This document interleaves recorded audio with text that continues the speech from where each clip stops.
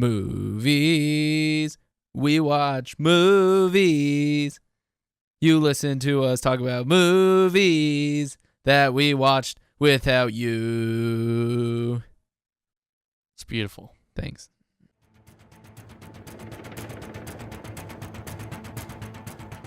What have you been up to? So just been beat Horizon finally. Finally? Yeah. How long have you been playing that? Since March or February. I don't know. Since March, because it came out right when Zelda came out. Yeah. And then, so I went to Vegas, and then I came back and I played Zelda for a long time, and then I was kind of preoccupied with that, and so it was not necessarily that I played it a lot. It was just it took a lot of time to beat it.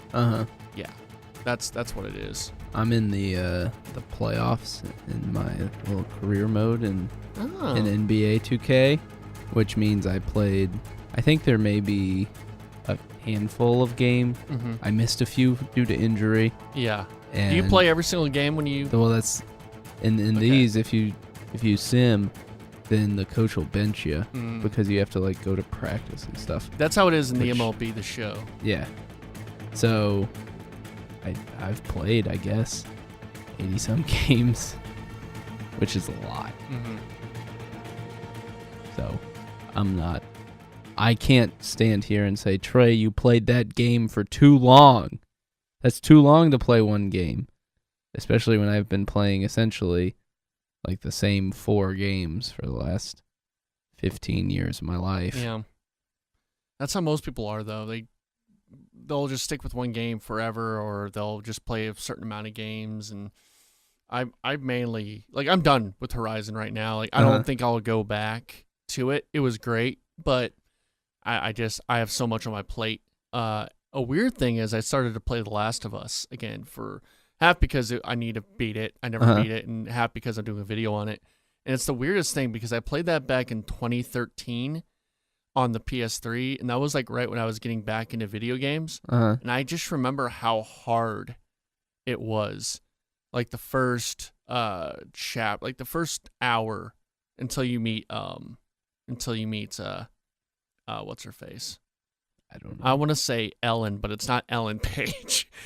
But the girl, Ellie, before you meet her. So I'm gonna be. I'm so bad with name, on the spot, coming up with names. I don't know what that is. I couldn't tell you. I wish I could be more helpful to you, but I you need to cure I don't my know ailments. This. Cure my ailments. You're the only one who has a cure. You think I'm gonna fucking cure? It's a fucking cure. So the weird thing is I play it this time, and it was so much easier. I just breezed through it. It's just because you got better, or because you remembered what was going on and what you needed to do. I think I'm just more I understand video games better than I did back then. Your game muscles are so much stronger. It's so much. Well, it's all the stealth stuff, and okay, I understand now what I need to do because I played a lot more games. Because there was a period between high school and college where I did not play anything. Yeah, you were too busy getting puss. Getting freaking wasted, my man. Yeah, man. Just getting wasted and puss. Shotgunning, and just doing beer bongs and doing coke off strippers. Trey. Yeah. You ever done coke? No. Have you? No. Trey, I don't do illegal drugs. Have you ever seen coke? Yes. Interesting. Yes. Was it Kirk? No. Okay. I'm done with the questions on that. I've seen coke No further recently. questions? I've seen coke recently. Was it on strippers? Not on strippers, no. But it was on a glass thing. Oh. Yeah. One time for my friend's bachelor party. Yeah. We took him to a strip club because Have you ever been to a strip club? as is tradition. I just told you. Well, I went. how many times have you been to a strip club? Twice. Okay. And this was one of them. And we went to the strip club, and Austin was there, and he played his Game Boy the entire time. We're like kindred spirits, man. He was playing Pokemon while this lady was working. She was trying to earn her money, and Austin was there just playing his Game Boy, and he was all kind of like mopey about it.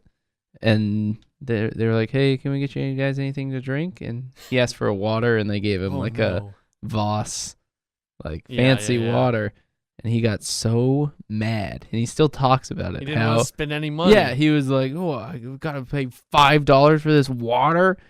They will kick you out if you don't, buy stuff. Yeah, but I guess you're with a bachelor party, it's different. I don't know. I mean, there was like 4 of us. It wasn't like it was a huge group spending a ton of money either. Yeah.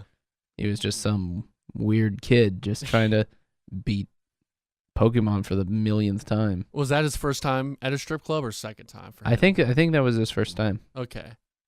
Because, I'm not into them either, and I'm usually dragged to them for one reason or another. The first time I went was fun because it was the first time. And it was also in another state where there were different rules. Then second, and it was you could touch them. You usually can't touch the strippers. Okay. But you could this place. But every single time after that, I just fucking hate it because you spend too much money. It's all fake, Yeah, it's the the girls worst. are fake. It's like, oh, no, we're not going to talk. You're not going to come over, and I wouldn't want you to come over after this, No, but I say we're kindred spirits because me and Austin because I think this was in college and. There's the strippers there. I'm like, I don't want to spend any money. I don't want to do anything. Yeah. And she's like, hey, what's your name? And I go, hey, do you like Minecraft? And she's like, have I ever told this story? No, I have never heard this story. So I asked her if she likes Minecraft, and she goes, I like mines, and I like crafts. Why would you ask me that? So. What do you think she liked about mines? You see, here's my thinking. She was like, okay, I like mines. Like, what kind of mines? Like landmines or the human mind? Maybe she likes a human mind. Like, she likes minds. She likes great thinkers. What? Human mind? The human mind, Human mind. Maybe she was thinking like mind. Minecraft. Minecraft. Like the human brain. She likes, philosophical. She likes intellectual thinking. Yeah, what if she was just trying to have a nice philosophical conversation with you, Trey? And you thought that this woman, just because she takes her clothes off, was incapable of that kind of higher thinking. Yeah, I guess when you assume you make an ass out of you and me, but then she's she think about crafts. Like, okay, I like arts and crafts. Yeah, maybe intellectual thinking about crafts. That's what Minecraft is. Right. But then it blew up in her face, and she asked me why I asked her that, and I can never go back there again. And then what happened? Did she walk away? Did you walk away? I think I gave her $1 and said, leave me alone. $1? Go away. This is $1 to leave me alone. Just Can you imagine anything more demeaning than being given $1 and asked to, hey, leave your clothes on and just put them on. Walk away, lady. Go away. It's so awkward, strip clubs. Anyway. Oh, they're the worst. Yeah, they are. It's stinky.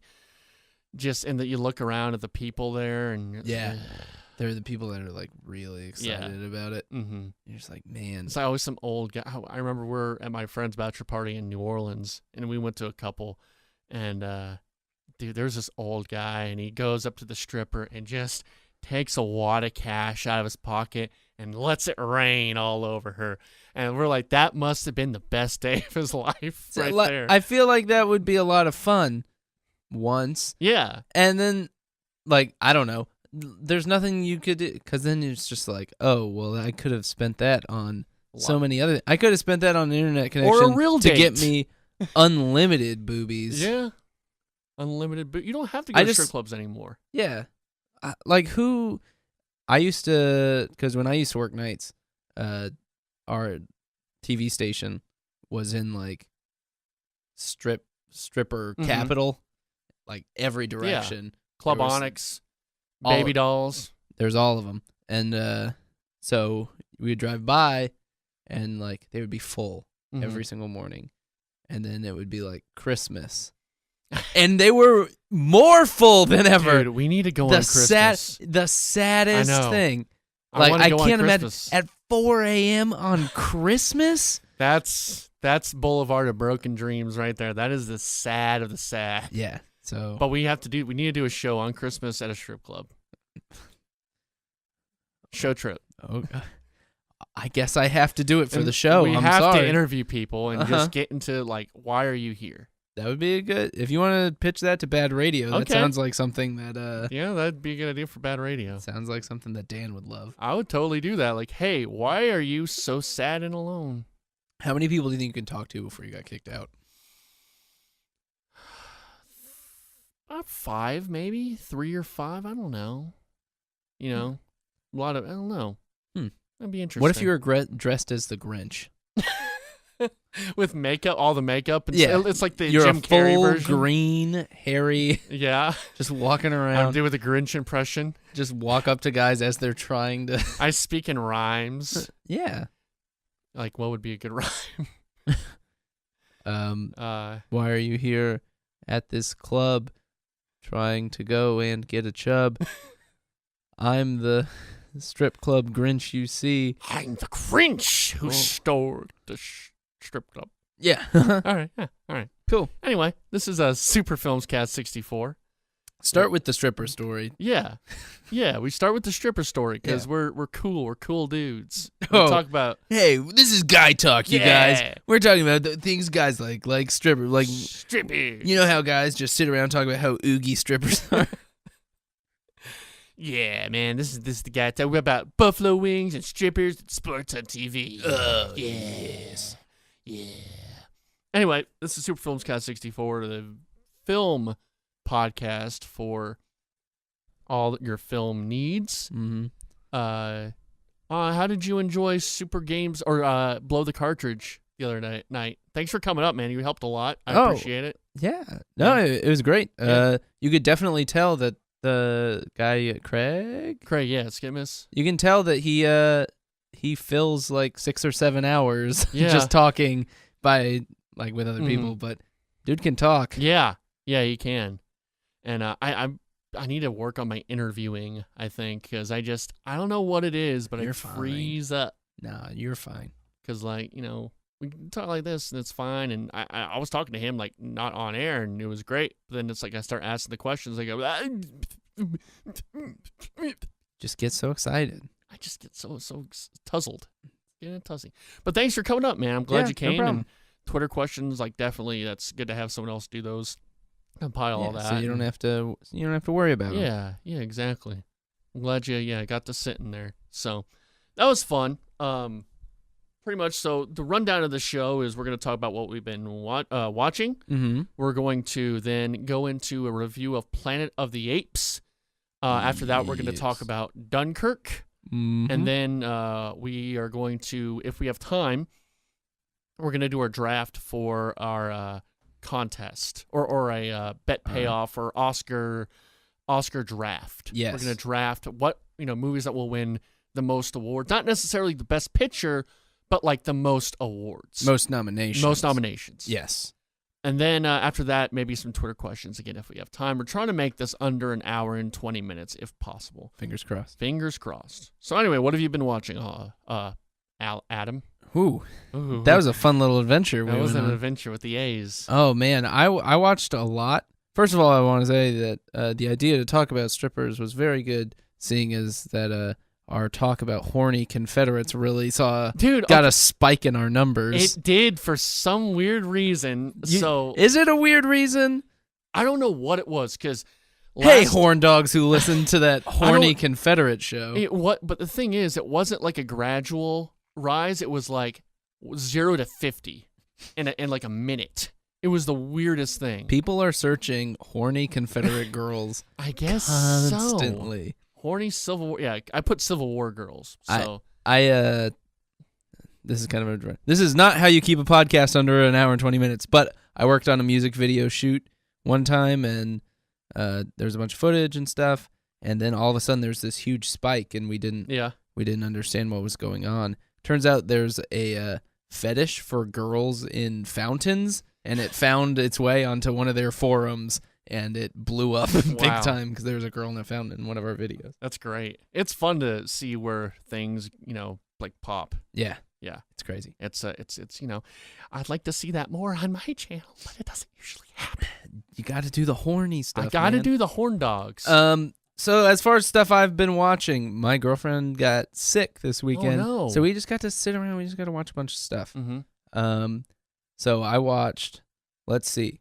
I watched Young Frankenstein again. I think that's my dad's favorite movie. It's so good. Yeah. It's so great. How many people? When do you think the last year that someone named Cloris was born? Cloris. Do you think 1950? Because Cloris Leachman is in Young Frankenstein. Mm-hmm. You think Maybe 60 at the latest? You don't think there's anybody who's like trying to be like hip or original? I'm sure now you get a lot of Gertrudes now and stuff like that. Yes. Chloris. You think there's a Chloris around?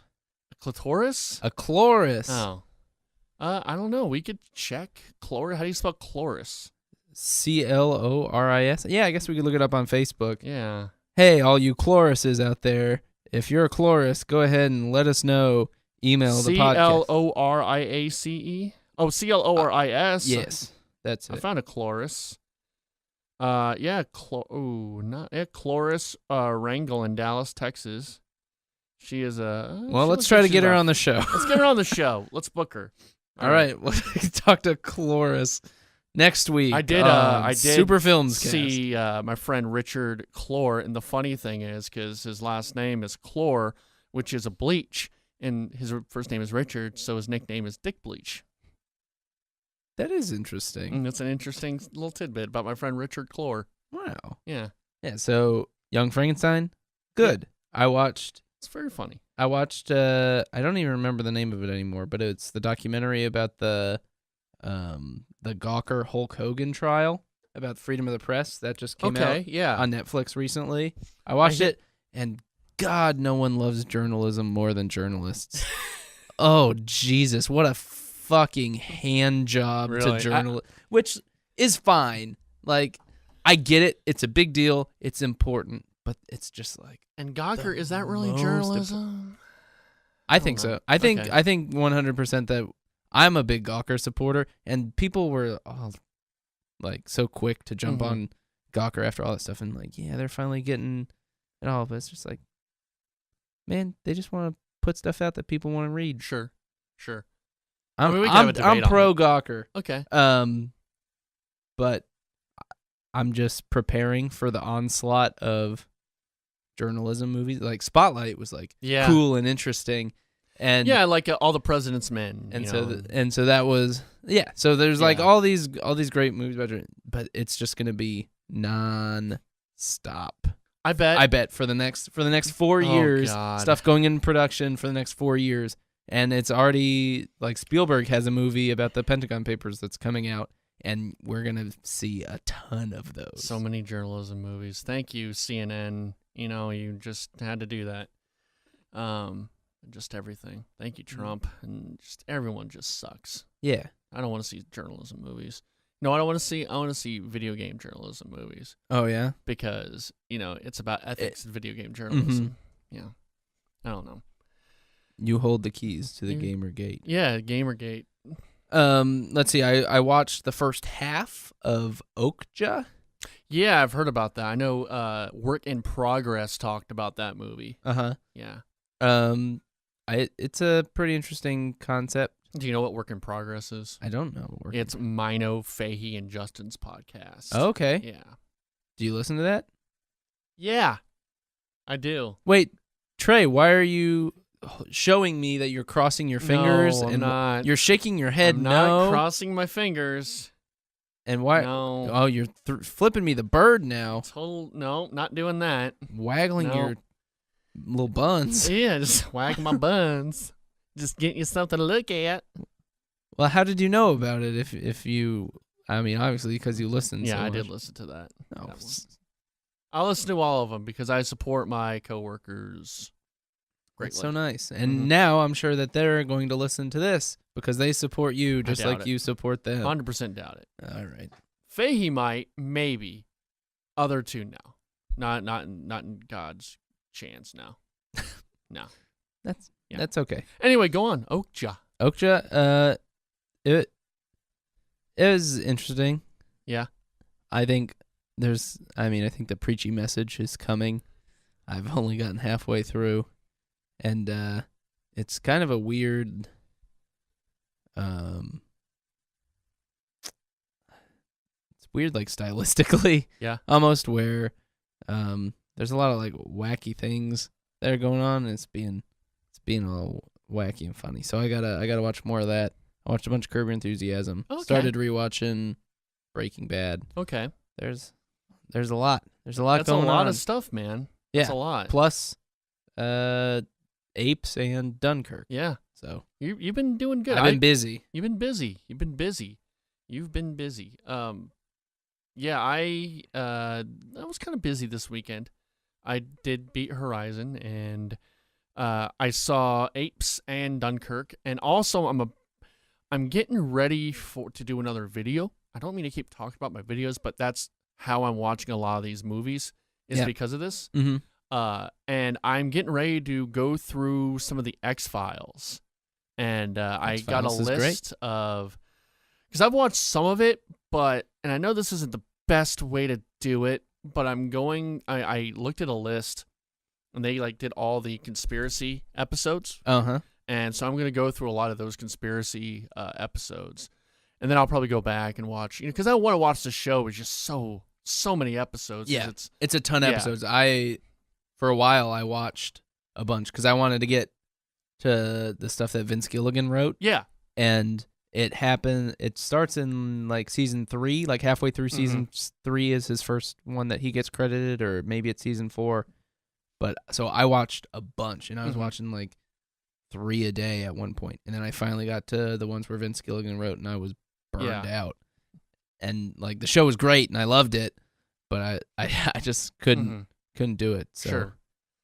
That's something I would like to pick back up again. Yeah, and there's some good lists of, like, they give you all the conspiracy episodes you just see, then they give you like the best monsters of the week, and they give you the best, okay, hey, you want to just do the Mulder and Scully relationship, you can watch these episodes. Right. If you want to do like these like offshoot weird episodes, you can watch these. So it's a pretty cool extensive list of like what you should watch for what. I wish I had the website on hand, but I don't. But I mean, if you just search if you search on Google what episodes to watch, it's like the first thing. And so I'm about to watch that. It's really, I like the X-Files. It's really cool, especially with kind of that 90s kind of feel to it, but it's not too jarring, but it's still like there's little things like the a hotel that gets destroyed by a floppy disk, which is great. Yeah. So I'm about to watch that, and about to watch The Rock and Ballers. No, not The Rock. Movie The Rock and Escape from L.A. also. What movie with The Rock? Baywatch? No. The movie The Rock. The movie The Rock. Yes. Starring San Andreas. Okay. Yeah, starring Jack Black and that other dude who's funny that people Dwayne like. Johnson. No, not Dwayne Johnson. The other dude, the small dude. That's his whole bit, is that he's tiny and loud. What's his face? African-American fellow. Kevin Hart? Kevin Hart. There's a movie with Jack Black and Kevin Hart? Yeah, Jumanji. The new Jumanji's Dwayne Johnson, Jack Black, and Kevin Hart. Gotcha. Yeah. That's right. And it's I thought you were referring to something from the past. No, the future. That's what I'm referring to. The future. So yeah, that's sort of on my plate. I would like to rewatch Lost. That's on my mind of something I would like to do. And then I want to go and do a list of just movies I've not seen from the past few years, and then even sort of going back and just getting a list of movies I haven't seen from the AFI 250 movies. Okay, I want to see this, and this. Yeah, not every single one, but because there's a few I'm just not interested in. Are there any movies that are like too weird for you to watch? Like you cannot watch it because it's so bizarre and out there? I don't know. There probably is, just because, there's so many movies. Yeah. I wasn't really interested in The Tree of Life, which was supposed to be pretty right. But I feel, as far as just experimental films, I'm fine with 2001, and that's about as kind of wacky and weird. And I guess, have you ever seen Holy Mountain? no. That's bizarre. Okay. Like, that is, it's a cliche to say it feels like an acid trip, but it really does. Like, I couldn't watch 15 minutes of it because it was so weird. And I know there's like a few of those on that list where it's like, I just cannot. Like, I love 2001, Space Odyssey, and what was the other one you mentioned? Oh, Tree of Life was good, I thought. But like, it's just so out there that it's just hard to watch. So yeah, I don't know. I don't subject my. I don't know. I guess it's just so much time in the day where it's like, well, I know it's big, but I just don't feel like watching this. Where it's like, I'll watch Koyaanisqatsi in film class, but sure. Yeah. I don't. It's not something that I'm gonna just like sit back and spend my precious Saturday doing. Sure. Yeah. So, let's get into the movies we've watched. Hell yeah, pimp. Yeah. War for the Planet of the Apes is a movie that came out this year. Yes, it is. Seems like a whole plethora of films came out in the last few weeks. Between this, Baby Driver, Spider-Man, and Dunkirk. And now of those four, I've only not seen Spider-Man. Yeah. Have you seen Spider-Man? I have not seen Spider-Man. Okay. I'm in the same boat where I've seen 4 of those 5. And then this week, I think it's Detroit and Atomic Blonde both come out. They do. So the movies start coming and they don't stop coming. Back to the road and I hit the ground. You know, Detroit's a good one I could put on the list of. That actually might be a really good one to put on that list. Dropping hints. Never mind. Okay, so War for the Apes of the Planet. What'd you think about it? So let's go back to Dawn. So Dawn of the Planet of the Apes. Yeah, it was generally it's focused around the humans, and then things happen. James Franco destroys the world. Yeah. So does Draco Malfoy. Yeah, he does. Caesar says, "No." Do you watch CinemaSins? I would recommend it. It's if you have 20 minutes, like you're eating lunch or something, put it on. It's really funny. Yeah. It's pretty much this guy goes through movies and just lists everything wrong with him, but it's kind of funny too. It's like, hey, this scene doesn't involve a lap dance, stuff like that. But he did one for Dawn of the Planet of the Apes, and he's like, all right, the director said to Tom Felton, hey, remember that character playing Harry Potter? Just play the same character. Just be that same dick. Be that same They guy. even gave him a magic wand to hurt apes with. They did. Okay, so then Rise. Rise was ape and human story. It was kind of split. Yeah. I would say it's more, and then this one is all ape. Entirely ape perspective. Yes. And I dug it a lot. I think these movies are super well done. Yeah. And this, I don't remember what this director's going. I think he's doing the new Batman movies. Okay. Which I'm kind of interested in what exactly they pull from this kind of world, as far as, I mean, obviously he's a big CGI dude. Yeah.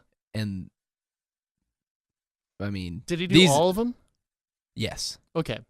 And so I think this is probably the end of Apes movies for a little bit. I hear they're going to do a 4th, but we'll see what happens. I'm sure they're going to do more. I would have to think, because they're doing pretty well. This one had a big opening weekend and then has kind of fallen off a little bit. But I feel like there's going to be kind of a break with it. And I've seen talk in quotes, whatever. It's not like anything official. But, Andy Serkis directs a lot of the second unit stuff. Yeah. And he takes the helm. Because after... Spoilers. Yeah, spoilers. If you're listening to this, we're going to spoil this and Dunkirk. So, yeah, Caesar dies. Yeah, he does. And I kind of wish at the end they had a little moment like of a flashback with him and James Franco, but I guess they did that in the second movie, so it'd been kind of cool. But you know, I get why they didn't. Of all the things to kill, your main guy, yeah, the pretty main dude. pretty weak. Yeah, it was a pretty weak death. Yeah, he kind of just. He was just didn't really affect me. No, and then he dies. That's what that's a theme in both movies. Little weak deaths. Yeah, a little that's push. true. Uh-huh. Oh, I'm dead now. Mm-hmm. Yeah, I always hate that in movies where it's like the weakest thing and they're dead. Yeah. He gets shot in the side and just dies. I was surprised at how more espionage it was than action based, and I really dug that. It was like The Great Escape. Yeah. Because they were going in, infiltrating a camp and getting people out through tunnels, which are that must have been the weakest foundation for flooring ever. Right. Where it's like just this little layer, just a tiny thin layer of concrete. Yeah, man, that was weak. Yeah. But it was interesting. The direction they went with that, I thought it was pretty cool. So the apes looked so great. This might be racist, but I couldn't tell them apart sometimes. The apes? Yeah. Sometimes. Like I can. Oh wait, is that the brother? Oh, is that the son? Oh, it's this. Okay. I see. Yeah. I don't think it's racist. I know. I'm just making a joke. Oh, thank God. Oh my God, Trey, you had me worried. I'm sorry. You can cut that all out. No, that's good. Those, and like they didn't make it easy on themselves either. No, because a lot of times with if you're doing big CGI stuff, you can do things to make it easier. Mm-hmm. But they had them in snow. Yeah. In rain. In they were wearing clothes. They were doing all kinds of stuff, and there was some fast motion stuff that was a little jerky, that didn't look great. But for the most part, for a movie that doesn't have a ton of dialogue, not quite to the same extent as Dunkirk. Yeah. But a lot of the dialogue is either done through sign language or stuff like that. The stuff they're able to do with their like eyes and face is really incredible. And Caesar, I mean, he looks a ton like Andy Serkis, and you can see, all kinds of emotion from all the characters, which just seems like an insane process to go through. It's only getting better and better that, using actors and CGI actors and the eyes and the facial expressions, it makes them feel real. Yep. Where you can have these real performances now and use CGI. The effects were amazing in that. I also, not to cut you off, but I went back and watched some clips from Dawn after that. It made me think about it. And because I kind of had the same feeling after Dawn, that it looked so great, and it looked awful. Yeah. Which is insane at how just like so many tiny details just like can build up.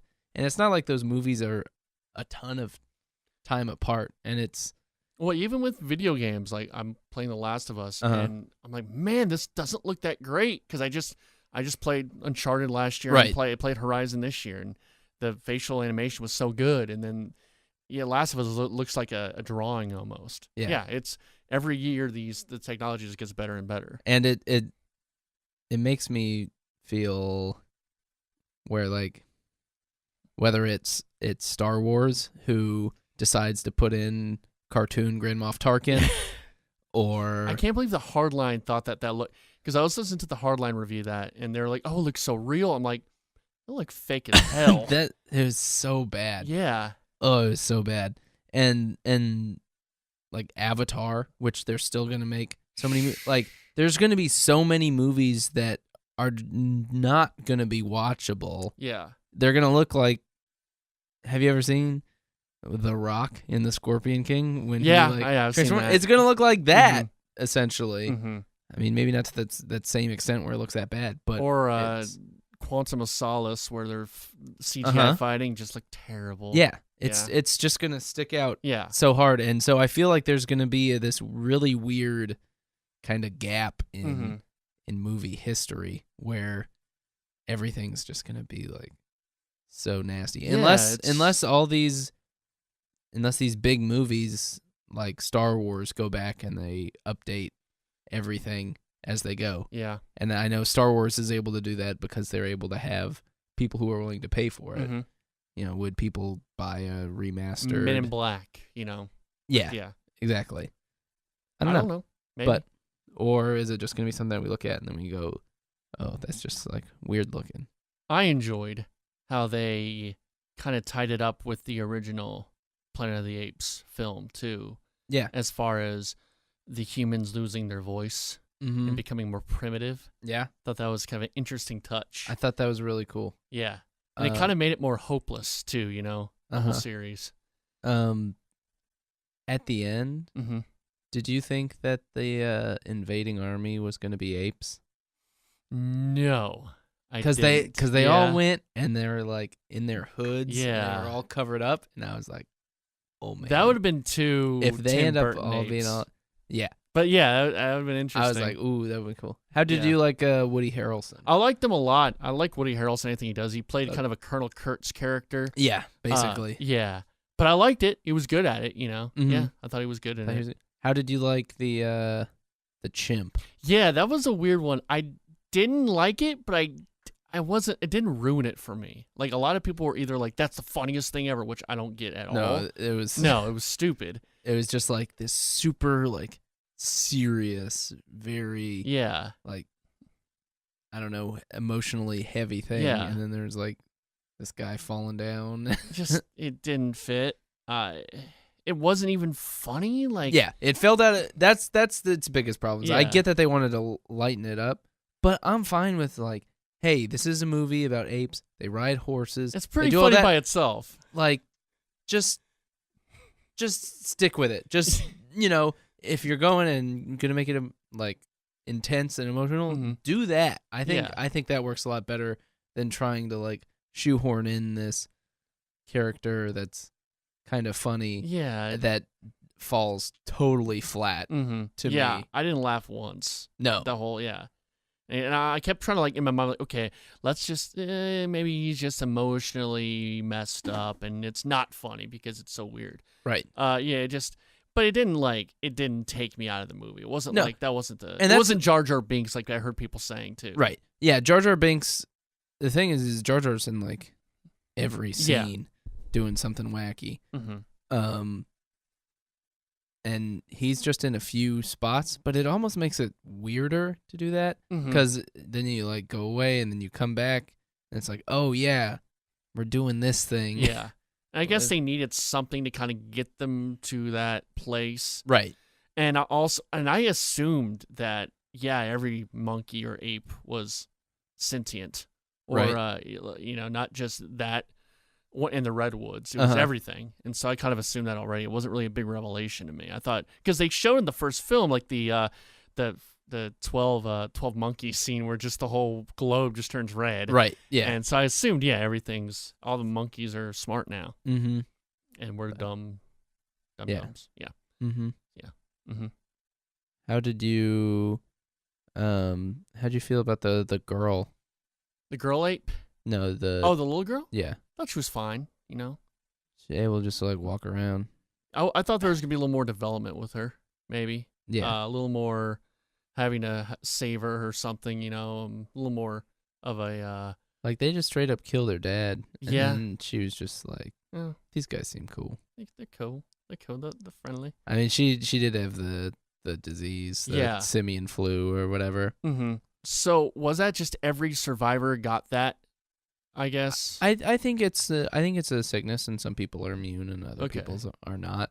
But Because the simian flu killed off everybody, right? yeah, a bunch of people. So the ones that aren't killed off get the Just- secondary disease, or just get like dumb. and it seemed They like just it was rob more, them of their humanity. Yeah. Essentially, is what Yeah. Woody Harrelson's character was saying, Mm-hmm. which I think is a cool consequence. That's interesting. So yeah, I thought it was cool. I like the kind of more espionage take on it than Mhm. just. I thought it was gonna be just full on like horses versus tanks and just crazy stuff, but it was Right. a little more, The Great Escape than something else, Yeah. I thought it was Into it. Yeah, I was into it. Yeah. CGI looked amazing, and you really kind of felt for it, for the apes and all that. Yeah. Yeah. And I think as much of it is as this is the story, so much the CGI helps. And I think that if it's just a tick less, the movie becomes a lot less bearable. Yeah. And so the fact that they were able to do that and make it something good enough to carry an entire movie, that's pretty damn impressive. And they didn't, the whole series felt like it didn't need to one-up itself. They all felt like very, they felt like they were kind of like, okay, we're going to hold back a little bit. It never felt too out there, Never felt like, okay, we need to up the ante on this one. We need to up it this one. No, it felt very restrained in a way. Yeah. Yep. That makes sense. Anyway, enough of Planet of the Apes, I guess. We'll give it a 5 laugh-and-a-halves out of 7 laugh-and-a-halves. Is that the scale? I guess. Are we doing scales? Out of 7? Let's do out of 5 laugh-and-a-halves. Yeah, I'd give it a 3.5 laughs-and-a-halves. I'll give it a 3.5 laugh-and-a-half too. All right. Okay. Yeah, because I'm a copier. I'm a stealer. I'm a robber, like you told me I was. Yeah. I'm a stealer. Trey went on the radio and said laughs-and-a-half. Yeah, I did. And Mike Soroy laughed because he thought it was funny. Yeah. Look, I'll admit, I do take a lot of things from a lot of people, and I will be influenced by a lot of people. I'm very, what's the word for being influenced heavily? Impressionable. I'm very impressionable. Okay? Yeah. So I apologize. That's all right. But I'm very impressionable. Next movie, we saw Dunkirk. And 70 millimeter. Yeah. Digital. Yeah, I saw a digital 70 millimeter, which basically meant my ticket cost more. Yes. And that's kind of the extent of it. I did see a lot of flickering, but I mean, I guess, it took a while to adjust. But I guess it wasn't real film, though. Or what? I guess it was real film, but it wasn't like the actual stock. It was like digital turned into film. Right. Okay. Yeah. So it's a digital projector, so whatever. I say, you need to see this movie in theaters. I would say so. Yeah. Yeah. Definitely see it in theaters. And like I know the big push for Baby Driver was like you have to see Baby Driver in theaters. You don't have to see Baby Driver in theaters. You should see Dunkirk in theaters. Yes, in a big screen. It's man, that sound design is amazing in that movie. So good. Yes. Just like if we want to start there, man, that ticking clock just throughout. First of all, I don't know. I guess we won't start with the sound, but it's part of it. It's just like an hour and 40 minutes of just anxiety. Yeah. Yeah, and just, it's kind of hard to follow at the beginning, but I felt like at the end I kind of figured everything out. Yeah. Because it's done in that Christopher Nolan kind of, it's weird style where it's kind of all kind of jumbled, and I thought maybe it's just bad directing, and like, oh no, okay, I kind of understand. And I guess that's the point, because the war is messy, where it's all going to be jumbled, but it kind of comes together at the end, where, and it's a movie not about characters, but it is about characters. Like this movie's not about characters. This movie's not about certain people, and they come together at the end in a way. But it's not about their character. It's not about who they are as a character. Or but it's definitely what their motivations are. Exactly, but it's about following people in a war, though. Right. You're following a battle. It's about the battle. Right. I guess. Yeah, 100%. Which is nice in a way. I can understand why that's something that people are complaining about. Yeah. I liked it. All right. There's not any. You don't care about anybody, essentially. I wouldn't necessarily say that's true, because I think you do kind of are like, okay, I'm following these certain people. I think you naturally care because they're trapped, and like I care. There's no way they all look super young, and you can tell they're all very scared. Yeah. Yeah. There's just a mass of black hair. Yeah, there is all over the place. Everybody kind of looks similar. So, yeah, you feel bad. Yeah. For them, and it's kind of like, okay, the bad guys are the Nazis, so you don't really have to like. You never see fight. any of the villains. You just see the planes. Right. That's all you hear and see. Right. Which is planes. Which helps. Yeah. add to that sort of anxiety that you never see the enemy. Is that they could be anywhere at any time. And the cool thing about World War II, and I thought they would play with this a little more. They kind of did with because everyone did look alike, and you didn't necessarily know who was a spy or anything like that. I thought they would have done a little more of that, but yeah, it was still in the back of my mind, like, hey, it could, like that French kid who wouldn't talk, like maybe he is a German spy. It's you don't know. It's all just a bunch of white people, really. Yeah, I was expecting at some point there to be a bunch of Germans with beautiful blonde hair. Yeah. Coming in, and I was like, that's the only reason why there's so many black-haired dudes, right?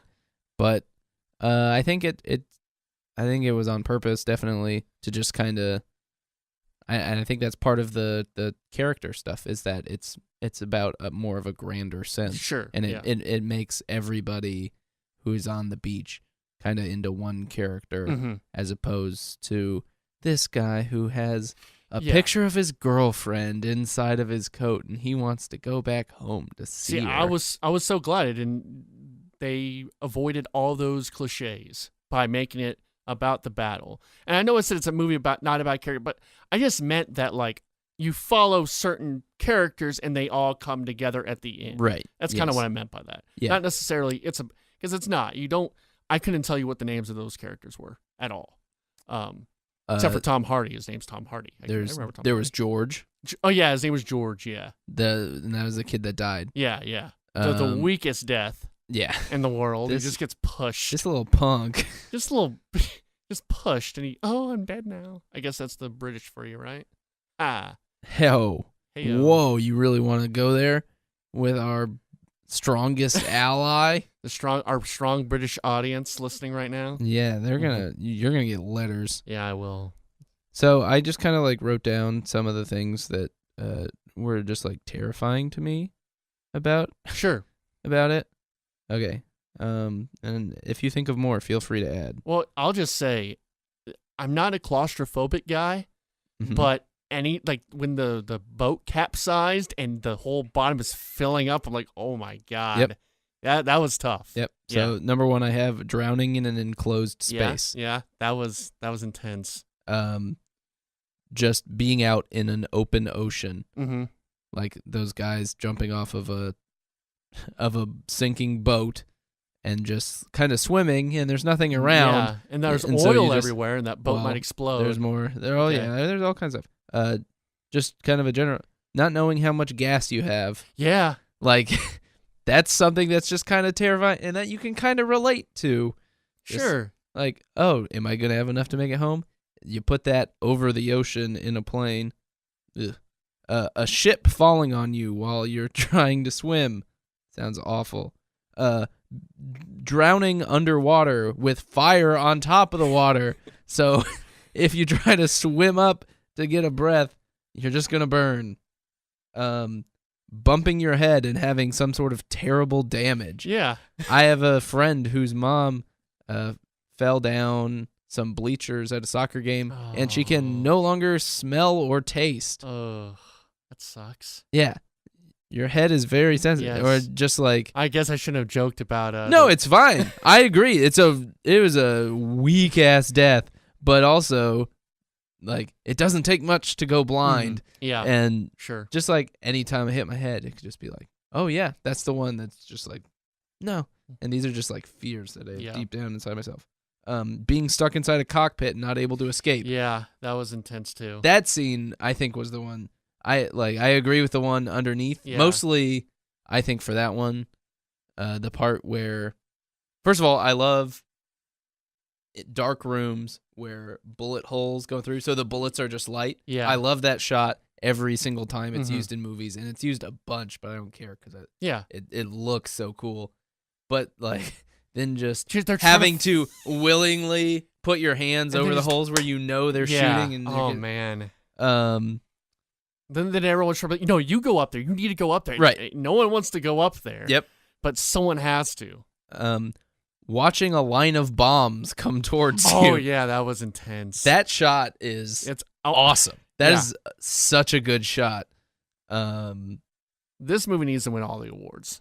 I think. And then just like being stuck on a dock and watching bombs come toward you and just that cover your head Mm-hmm. or like not be able to move anywhere. I mean, like there's so much stuff. And then on top of that, just a ticking clock the entire time, which is just like gives you the sense of like something needs to happen and it's not. And it's incredible because this was PG-13 and there's no gratuitous gore. It's not Saving Private Ryan where it's just blood and body parts flying off, but it's so visceral though. Yeah, it was incredible. Like how they designed the sound, how the dog fights were incredible. I thought. The dog fight scenes were so good. Mm-hmm.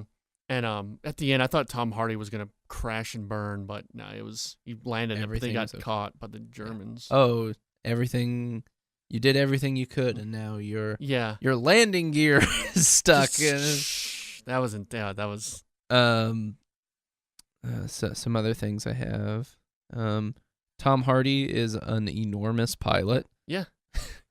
Just the biggest, most jacked dude in a tiny plane. And which is just another great film performance where only the upper half of his face is shown. Yeah. Yes. Christopher Nolan loves covering up Tom Hardy's face and making him impossible to understand what anything he says is. I think that's a theme in his movies where I can't understand dialogue very well in Nolan's movies. Yeah.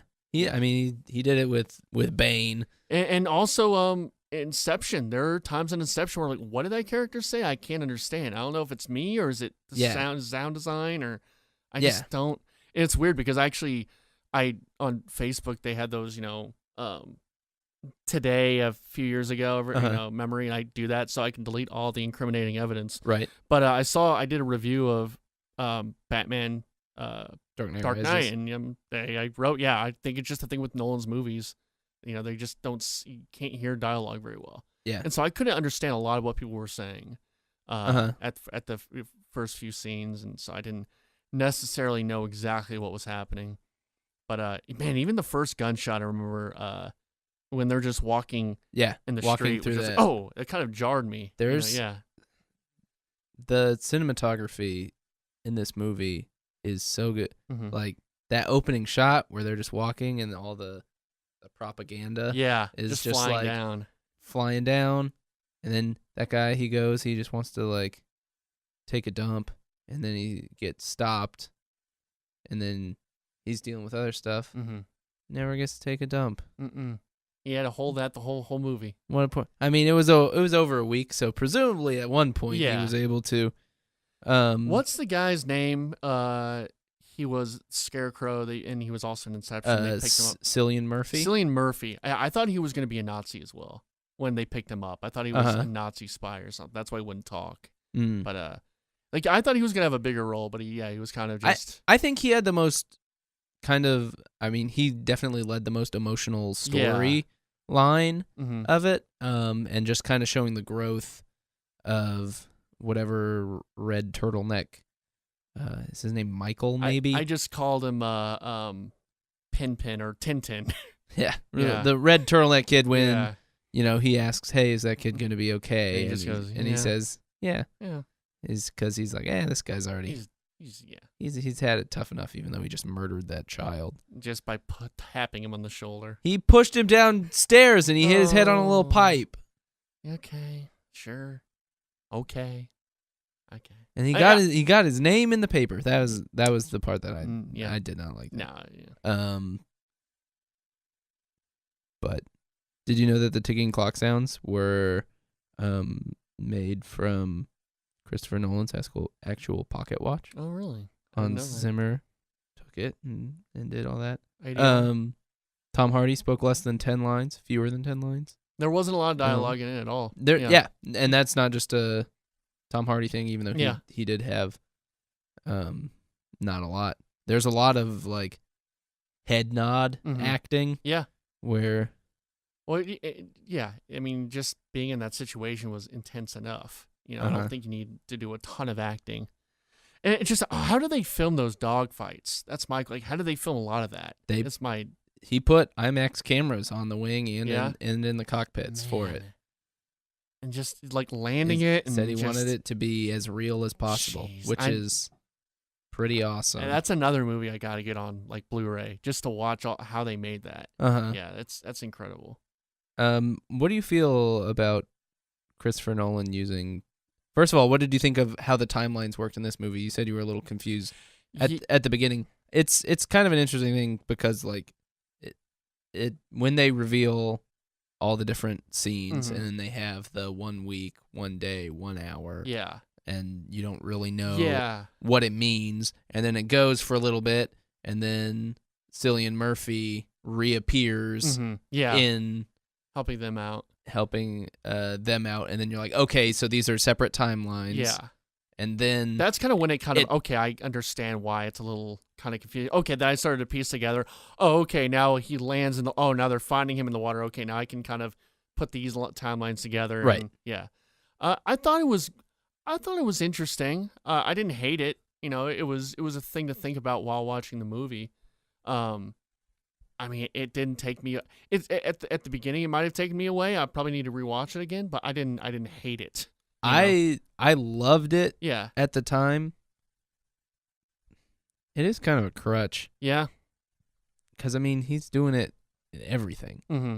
He's doing Memento and Interstellar. I didn't see Interstellar yet. I need to see that. So Interstellar does timeline stuff. Inception is. Do you think it's essentially only about timeline? A crutch for bad, maybe kind of pacing, like not knowing how to pace things very well, or because I could see that definitely. I mean, I was all right at the end how it all wrapped up, but yeah, it was kind of confusing at the beginning. I just think it's something to add another element to make the audience think a little more and be a little more engaged when maybe your screenplay isn't necessarily as strong. And I think that is probably more the case in like Interstellar than it was in this. I'm not sure it was necessary. Yeah. I enjoyed it. Yeah. But it is to the point now where it's almost like M. Night Shyamalan. Yeah, where it's like, okay, so what kind of weird time thing is Chris Nolan going to do in this? Sure. Yeah, I could definitely see that. And I mean, he's always kind of been, I don't know. I was surprised how good the action was in this because like Dark Knight, the action wasn't the best. The scenes weren't that necessarily directed the best. But in that one, it's almost, I feel at least for the Batman movies, it's the characterization of the villains that really makes those. Definitely. And the fact that this movie thrives in a totally like different area is kind of a testament to him as a filmmaker. Yeah, I would say where it's not just like a one trick pony because he's done a bunch of different films. Like he has a lot of diversity, what he can do, which is really, really interesting and surprising because he's done Inception, Dark Knight, Interstellar, and then a war movie. So he has a lot of and Memento. Have you ever seen Memento? Yeah. That was a really good movie, but timelines as well. Right. One. I mean that one. That's kind that of is the timeline movie. The quintessential. Just like, all right, the story's not that interesting, but we're gonna kind of chop it up and put it in a funny way. Yeah, definitely. And I mean, Quentin Tarantino does that as well. So I don't know. Did you have a favorite out of the air, the sea, or the mole? What was your favorite? I'm a big air. Yeah, I like air combat. So I enjoyed that a lot. Man, I enjoyed pretty much the boat. Anything on the boats as well was great too. Like the capsizing ship and and then the water filling up and just all these just people. These boats just get bombed and people are just jumping off to find another boat. Like that was pretty exciting too. But yeah, the air and the boat stuff, probably my favorites. Yeah. The land, like everything on the land was sort of just, they were kind of sitting ducks, just standing there and waiting to be, shot at pretty much. Yeah. Yeah, I would probably say the air. I think that the sea, as far as Mark Rylance and those guys, I think that almost is its own less fleshed out movie. Mm-hmm. I think that's the strongest storyline. But well, the air stuff was like extremely important. That was the only way they were fighting, Right. So that was like the most, I guess, hopeful, where you could actually. It mhm, wasn't just watching people get slaughtered; it was watching someone doing the slaughtering. you right know? fighting Yeah. back. Yeah. But yeah, I mean when those mix, when you see the plane down and you think he's waving that Mhm. he's okay. Yeah. And Yeah. that, and then He's you cut drowning. back to the other side, and he's drowning Yeah. and he can't get out. Why do they hate parachutes, Trey? I don't know. I mean, I think the first guy who was afraid of not water. not opening. Yeah. Oh, it was okay. I think originally, Yeah. because he kind of like looks at just like Yeah. the that open just- ocean and it's just like, I'm gonna try to land it. And then I think Tom Hardy was too low, but maybe they were both too low. Yeah. Yeah. And That- I don't know why Tom Hardy didn't use his chute. That Yeah. would have made a little more sense because he was kind of on the land. Right. And And then, oh yeah, another anxiety thing I forgot. How about sleeping and almost missing the only boat out of France? Yeah. Yeah. At the end, Yeah. that would suck. How did no one be Wake like, that guy up. hey dude, wake up, Yeah. it's time to go. That That shot of Tom Hardy at the end with the plane Just- burning. yeah. And behind then- it, in front of it. Yeah, and then them going and tackling him. Mm-hmm. That's God, it Hero looks, shot. Yeah. looks so good. Yeah. No, it was great. I would like to see it again. I would Um, like to. I think am going to see it Yeah. again in theaters. Yeah, totally. IMAX too, right? Did you see it IMAX or No, it Okay. was just 720 or 70 millimeters? 70 millimeter. Yeah. Yeah, I just saw it 70 millimeters and seen IMAX. Yeah, great movie. How many laughs and a halves do you give it? I would give it a full 5. All right. Okay. I'm totally cool with it. All right. Yeah, I'll give it a 4.5, just so I'm not Okay. copying you. What do you have a favorite like moment, like a singular moment? Ooh, also The intenseness when they're in the In little the boat hole? in the just bullet holes. They're just Uh-huh. trying to debate who needs to go up first. That was really nerve wracking. okay. Man, just the water like spilling into the inside the boat. I know Mhm. I keep talking about that, but I guess Yeah. that's something that keeps. Yeah, I mean it Yeah. stands out. Super big. Yeah. Yeah. I think mine is the pilot in the cockpit as it fills up. Yeah. That was the biggest for me. Mm-hmm. That toast and jam Yeah, the toast and jam stuff. and with tea. It's just like, oh man, all these guys are gonna die. Mm-hmm. And just you see that like smiling, just like that Mhm. nurse who's smiling. Everyone's just having Oh, it, and no. you just no, God, Yeah. boom, and it goes So. down. All kinds of fun stuff. There's some fun in that movie. Mm-hmm. It's a fun film. Go bring your family. Yeah. Yeah. You actually You can. could. It's PG-13. Go see Harry Styles. Mm-hmm. I didn't even know who he was until someone asked me, like, because Matt Birmingham was like, oh yeah, my girlfriend wants to go see it because of Harry Styles. I was like, oh, what? Who was he? Yeah. Yes. I- Did he survive at the end? Because I told him he survived. Yeah, he Okay, survived. Okay. He's because they were on the train together, and he Okay, was all yeah. mad that blind man wouldn't look at him. Yeah. Yeah. I thought he was good. Apparently Chris Nolan didn't know how like famous Oh really? he actually was. Yeah. So he says, but then he also made a PG-13 movie that someone who could very much appeal to a PG-13 audience would go to. Also, I think this movie was good and tight. Yeah. It was 140. It felt like it went by really quickly, and in a lot of movies these days, Well, they don't feel that way. It's the greatness of not having it be about, like character moments. Right. Yeah, there's no downtime. It was all just action. There was really nothing, no downtime. Yeah. Even if there was, it was tense because you knew something was about to happen. Uh-huh. Like it was well paced, and yeah, it was but it was no character moments at all. Yeah. It wasn't a Saving Private Ryan. It was, its own thing. Good movie. Yeah. Go see it. Go see it. All right. Are we ready to draft, you think? Yeah, we're about an hour and 7. We can draft. Okay. Oh God, my So phone's all gross. what happened to your phone? I don't know. All right, so the concept behind this is it is July. The Oscars are probably, it's what, like six months away? Probably, because they're usually in like February. Yeah. So it's a little over 6 months away. So for our way too early Oscar picks, which people usually do right after the Oscars, but we're going to do it right now. Right now. Now, are you going to write these down, or do you want me to? Yeah, I probably should write them down. But I also have my notes of the movies I want to pick. Anyway, I'll be good. I'll write them down at the bottom underneath. Okay. So there's, generally Oscar movies get released in December. Uh-huh.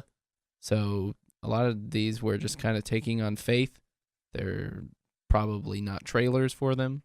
Whoever picks the movies with the most nominations, I don't think we're going to give any extra points for best picture or anything. Just nominations. One for costumes is just as good as a best director or anything else. So there's going to be a draft. I say we each pick 10. Yes, 10. We each pick 10, and then whoever gets the most nominations has to do something. Yeah, we'll figure it out. We haven't even done the one bet with Austin yet. I mean, the bet payoff. Mm-hmm. And that he needs to see. Let's just have him see it like once or twice. I don't think he's going to see it 3 times. You do what you need to. That That was a different podcast. Okay. I'll do it. Okay. So, do you want to... All right, I'm thinking of a number, and it's 1 or 2. 2. It is 2. Yes. So do you want the first... Now, do you want to do first pick, second pick? Yeah, 1, 2, 1, 2. 1, 2, 1, 2? Yeah. Okay. So you get the first pick. My first pick for the 2017 Oscar nomination draft is Beauty and the Beast. Wow. Because musical, it's going to get a lot for music. It's going to get a lot for production. It's going to get a lot for costume design, all that, cinematography. It'll have song and best, So, yeah, there's a lot there. Beauty and the Beast. Okay. Interesting. Effects. That's going to be big. Okay. All right. I dig it. I don't mean to just keep the train going, but I'm going to take Dunkirk before you take Dunkirk. All right. Probably not an actor in there. Well, actually, Mark Rylance may. Mm-hmm. He won an Oscar recently. That always helps. Which one was? He was the dad. Yeah. I thought he was the boat. best character, but also he probably had the most lines Mm-hmm. too. Definitely. Yeah. Okay. Man. Okay. Let me see here. I'm going through this list. Man, I didn't even have Beauty and the Beast on my list. Really? I get your reasoning. Okay. So I'm not saying it's a bad pick. I'm just saying I'm surprised. I'm gonna go War for the Planet of the Apes. Okay. Effects, sound design, all that. That's a pretty good pick. I was that was on my list. Okay. I'm going to take Phantom Thread. Phantom Thread. Which I've heard of that. Which is a movie. It's about drama in England's fashion world. There you go. Starring Daniel Day-Lewis, directed by Paul Thomas Anderson. Oh shit! I forgot that was coming out. Okay. All right. That sounds like a winner. It just sounds like the most Oscar movie of all time. Yeah, it does. So, yeah. I'm gonna pick. Unless you have more. No. I'm gonna pick The Beguiled. Okay. Period piece. Acting. Cinematography. I haven't seen it, but you said it was good. I did. Costume design, all that. Stuff that is great. From that period. I can get down with that. Okay. I guess I'm going to take...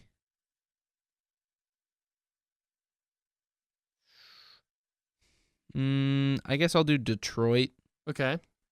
I don't feel great about it because of when it's being released. Mm-hmm. But Oscar's so white. Mm-hmm. They're very white. So maybe, and sometimes it's good to go with directors that Mhm. you know kind of have a little clout, and Catherine Bigelow has that clout. Male gigolo. Yes. Yes. Okay. I'm gonna do one better. Get Out. Okay. Yeah. Wow. Another Oscar so white Mm-hmm. and screenplay, director, actor. That might be a good one for acting and screenplay. I think original screenplay it could be up for play. Yeah, it'll be interesting because the juice may kind of die down on it just because it was released so early in the year. Sure, but I think people still talk about it. Yeah. Yeah. No, I would agree. I think that's an interesting pick. I'm going to double down on my movies with Winston Churchill. And I'm going to take The Darkest Hour. Okay, that's one I have on my list too. Which is... Now that's because period pieces are either huge or they're just nothing. Yep. Yeah, so it's... And that's Gary Oldman basically doing just a Winston Churchill biopic, I believe. Okay. I'm going to go, man. So I'm looking. What are we at right now? This is your 5th pick. Okay. Because I have a ton that will get like technical awards. Sometimes it's better to bank the tech ones where you can get 1 or 2. I'm going to go for Wonder Woman. I think that's going to get a lot of awards because that's okay. I got a lot of buzz. And we're gonna get a lot of technical costume and all that, and it was a period piece too, kind of. It was technically, yeah. All right. I'm gonna go with The Papers. Okay, what's that about? That's the one about the Pentagon Papers. Oh, that's yes. Spielberg, and then damn it, basically every actor you've ever heard of. Oh fuck. I have no idea. Like all I've seen is the cast, and it seems interesting. But I'm also taking a lot of gambles on stuff that I haven't seen anything for. Mm-hmm. So you're up. Okay. The Big Sick. Okay. Another screenplay, acting, Oscar so white, all that. Okay. Have you gone to see that yet? I've not. I want to though. Okay. Yeah, you should. I know you have. Yeah. I want to see it. Yeah. It's a lot of fun. It's probably it's the best romantic comedy I've seen in a long, long time. Yeah. And it's probably the funniest movie I've seen this year. Okay. I'm going to take Coco, which is this year's Pixar movie that's not Cars 3. Okay. Just try to get an animation. Sure. I'm going to take Mudbound because I saw it on a list of best picture stuff. I had that. All right. As one of mine. So I got to see that movie now. That's a World War II movie about men who return home and deal with racism. Nice. The one thing about it is that I think it's a Netflix distributed movie. So yeah. That might not be I know the Academy may not be super favorable towards Netflix movies. They haven't in the past. Mm-hmm. But who knows? We'll see. What are we on now? 8? This is my 7th. It'll be your 8th. Okay. I'm gonna take Blade Runner. That was on my list. Stole my movie. Costumes. We'll see though because it's been done before. Yes. But we'll see. And generally, a reboot is not going to get Mm-hmm. Oscar stuff. But I see Jared Leto wearing some weird stuff. Yeah. It seemed like there's some... It will get set design. Yeah. Yeah. That sort of deal. Man, I should have picked that. Championed it. Okay. I'm going to pick Baby Driver. Okay. Yeah. I think screenplay, sound design, music. Okay. I can see that. Acting even, maybe. Who knows? I don't think acting. Yeah, probably not Yeah. acting. Just No. generally, Directing. just because though. like roles Yeah. like that don't No, definitely not. generally get Oscar stuff. Mm-hmm. I'm gonna take the superhero movie that everyone's saying is, if this one doesn't get Oscar stuff, nothing will. I know, yeah. I'll take Logan. That's a good one. Logan. I had that on my list. I'll go superhero and do Guardians of the Galaxy. Volume 2. Yes. Yeah, because Guardians of the Galaxy, I'm trying to remember what the original got, I'm pretty sure It had to have gotten effects. there was some And sort of, it was costume, probably, costumes, yeah. I think it was nominated for. Volume 2, okay. Okay, so this one's kind of wacky, but I think it has a chance for screenplay. It kind of reminds me of The Lobster, which got a screenplay last year. Which did you see The Lobster? No, I need to. It's a lot of fun. Yeah. You can watch like the first 2/3 of the movie, and then Yeah. you can shut it off if you want to. The last third is not that great. I enjoyed it a lot. But the movie is downsizing Okay. with Matt Damon and Kristen Wiig, And everyone loves those two. and they literally shrink them. Honey, they shrunk the kids All right. I like that. down. It got the chance to open the Venice Film Festival, and it's getting a Christmas time release. All right. Yeah, that sounds big. I don't know. I Take a probably shot. should have looked at the release dates. I just didn't. I guess I probably should have looked at some of the release dates before kind of maybe doing this list. Uh-huh. I'm going to do on the wacky side. I'm going to do The Disaster Artist. See, that was what I was planning on saving for the end because I didn't think you would take it. Sorry. That's fun though. Yeah, it's a fun one. We didn't really. Did we talk about the? Yeah, we talked trailer? about it. Okay, Yeah, I just wasn't sure if that was. No, we definitely talked about it. I think we did. No, we said we didn't talk about the trailer. We said that the trailer was going to come out by the time this. Oh, that's podcast right. was Yeah, because and it was just the poster. Yeah. What did you think of the? I thought it was of the funny, clip? and I like the comparison clip too they put out. It was great. The final, like I did not hit her. I did not. Yeah.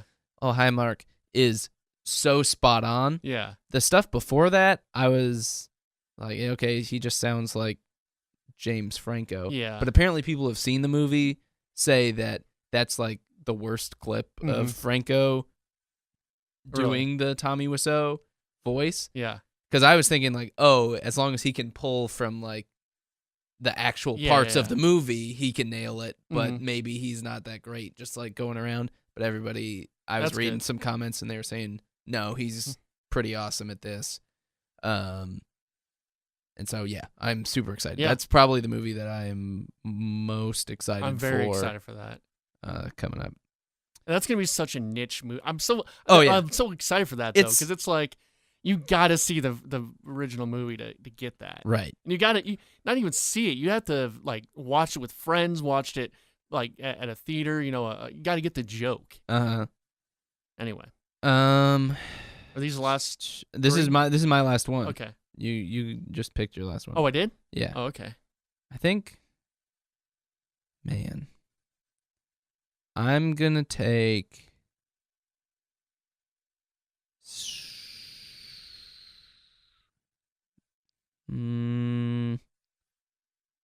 I'll take The Lost City of Zed. Okay. What's that about? I don't really know. I know it was out in like art house theaters earlier this year, and that it was supposed to look really nice, and then it's kind of gotten some things. That may be a bad pick. Well, you could that new movie Valkyria or whatever. Valerian, yeah. That's one I had on my list Yeah. that I was like, it'll probably get like some sort of effects, design or effects or something, just because it's all of that. And I was thinking about So what's your pick? I'm gonna take The Lost City of Z just because, but I'm not. All right. I'm not super pumped about it. Did you have anything else on your list that you wanted to talk about? Star Wars. I thought about it, but I'm like, it doesn't really get nominated. No, it doesn't. No. Like, just Yeah, it's weird. Uh-huh. Doesn't really get nominated for stuff, so I didn't put that on there. What some of the other stuff I had on there? An inconvenient sequel. Okay, what's that about? That's An Inconvenient Truth. Oh, a The sequel to that? Okay. which I'll get Doc. right? Yeah. Like I was like, yeah, it might get one, but that limits you to just the chance of one. There's a movie called Mother that I have written down. Mother. That's Darren Aronofsky, Jennifer Lawrence, and I Javier haven't heard about Bardem, that. Shit. which seems like something that may get nominated. All right. But Aronofsky, I like Aronofsky. I like He does weird Aronofsky a stuff, lot. Yeah. And then there's Roman Israel Esquire that I saw, where Denzel Washington's dressed up all weird. And I was like, it was like a December release date with Denzel Washington. And I was like, I don't know. And then there was a Thank You for Your Service, which I wrote down kind of as a joke. Okay. Have you seen the trailer for that? No. You should watch. It's like the biggest jerk off to the military. Oh, really? Yeah. Okay. It's like American Sniper, but like with not as cool of a story. Yeah, it's just like it's like the same fuck yeah jingoism feeling, America, but without the like parts of that story that made it cool and interesting. All right, I'll check it out tonight. Yeah. I put Battle of the Sexes.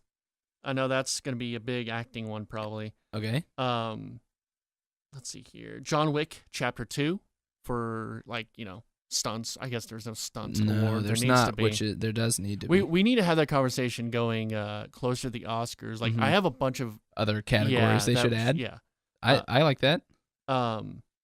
Alien Covenant for effects. Okay. Spider-Man, Okja, and that's about it for other ones. All right. Yeah. Cool. Yeah. Alien Covenant though, it just seems like it's such bad blood to it though that I don't know if it will get nominated, but who knows? Yeah, They've made a ton of other Alien movies, so. All right, man. Well, that was fun. We did pretty good on the time here. 124. Whoa. Yeah. Right around our goal. Yeah, we're almost get to 1 o'clock. So, this is Super FilmsCast 64. Thank you for listening. Please let us know what you think of the show. Your feedback would be greatly. It'd be greatly. It would be greatly. Yeah, it'd be greatly. Sorry we didn't get to Twitter questions. We just didn't have time. Adam, where can we find you on Twitter and promote your show? You have a bunch of shows this week, Oh, right? yeah, I do. I'm on Twitter at the Fullertron. You can send me money on Venmo at Adam Fullerton. And then I'm going to be in a bunch of improv shows this week. On Wednesday, I'm going to be at Block Party doing this weird Subway bit. On Thursday, my group Watermelon has a show at Dallas Comedy. All of these are at Dallas Comedy House. At Dallas Comedy House at 8, my group Watermelon will be taking the stage, and then later at 10:30, my group Good Morning Tonight. It's a 2-man show that it's an improvised morning show. All right. So we'll see how that goes. Yeah, excellent. You can find me at CrayTreyVids on Twitter. Go to my website, TreyTMitchell.com, for pretty much everything there on my YouTube and whatever. Also, we did Blow the Cartridge, me, Austin, Guttery, and Tim, and we had Adam produce. And special appearance. Yeah, special appearance by Adam. So that's on the Blow the Cartridge, or not, that's on the feed that you're listening to this podcast right now. So go check that out if you want to. And please, just leave feedback on the podcast. Tell us what you think. Your information is greatly useful. It's useful. I don't know what I'm saying right now. Anyway, thanks again, Adam. Thanks for coming up, doing the podcast. We'll see you next time. Trey, thank you. No, thank you. Wow.